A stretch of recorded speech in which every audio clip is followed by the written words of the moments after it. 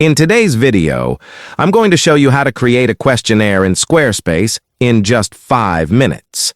Whether you're gathering feedback, running surveys, or adding interactive elements, Squarespace makes it simple. First, log in to your Squarespace account.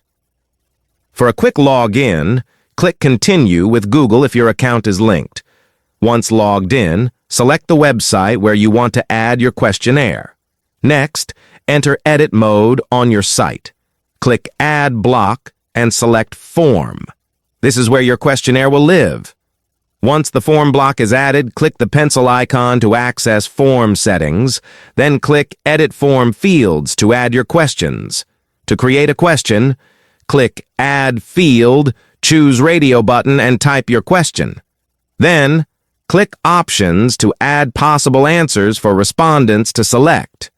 Repeat these steps for each question you want to include. And that's it. You now have a fully functional questionnaire on your Squarespace site.